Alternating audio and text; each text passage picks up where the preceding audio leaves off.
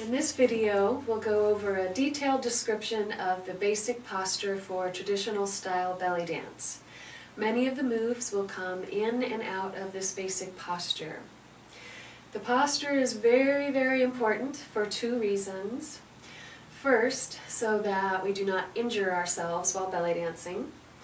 And second, so that we can access the full healing energy that is available to us through belly dance. So we'll begin from the ground up, starting with our feet.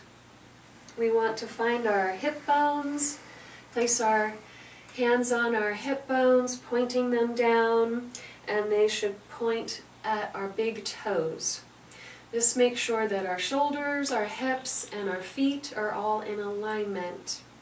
We don't want the feet to be too wide. When we do that, we start switching to larger muscle sets, and we want to make sure that we're working our core muscle group. So having the feet under our hips means that we're relying on core muscles to do the belly dance. We also want to make sure that our feet aren't too close together, because that can throw us off balance. So feet, hips, and shoulders all in alignment is a nice stable posture. On the feet, we want to make sure that we're sharing the weight from our toes and our heels. They are both sharing the weight evenly, and from left to right. We don't want to lean forward or back or side to side. Stand right in the middle of our feet, and you should feel all the surfaces of your feet touching the floor. Moving up to the knees always stay bent in traditional style belly dance.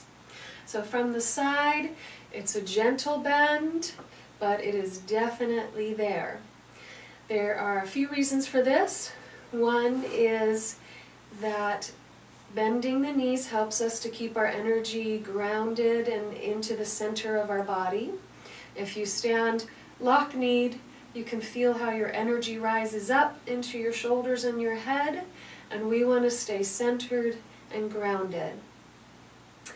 The thighs also help us to move our hips. If you stand lock-kneed and try to circle your hips or do any of the hip movements, it's very difficult to do so. So with the knees bent, that frees up the hips to move and turn and twist. So another thing with the knees is it helps the pelvis to be in the correct position. So very, very important part of the posture is where our pelvic bowl is. It remains on top of our thighs with our lower back relaxed. So in traditional style belly dance, we never ever raise up the tailbone and sway the lower back. This creates a lot of strain on our lower back muscles. They're these small little muscles, and they don't like to hold up the upper part of our body. Instead, we relax them, bringing the pelvis over our thighs, and that has our thighs taking the weight of the rest of our upper body. They were made to do that, and they can handle that weight. So another reason we want to keep the pelvis relaxed and the lower back relaxed is for the healing energy that we circulate through our body. So in traditional style belly dance and in healing belly dance, the purpose is to stir up our healing energy that is stored inside of our pelvis. This is called the life force energy, or chi, or mana, or kundalini, depending on what tradition you're talking about. It's all the same thing. So this healing energy is inside our pelvic bowl, and it swirls up around our spine, goes through the brain, then falls back down to the pelvis.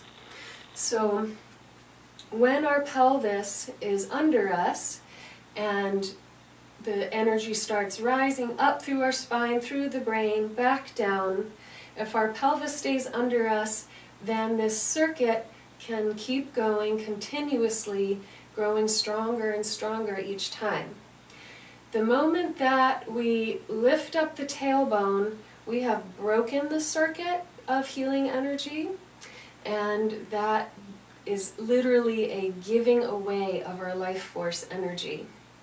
So if you picture your pelvis as a bowl, our pelvis is shaped as a bowl, picture it as a bowl, we still move the hips back, but we do so by tightening our lower belly and keeping the lower back flat and open. So if you picture the bowl, we want to keep that healing energy inside the bowl.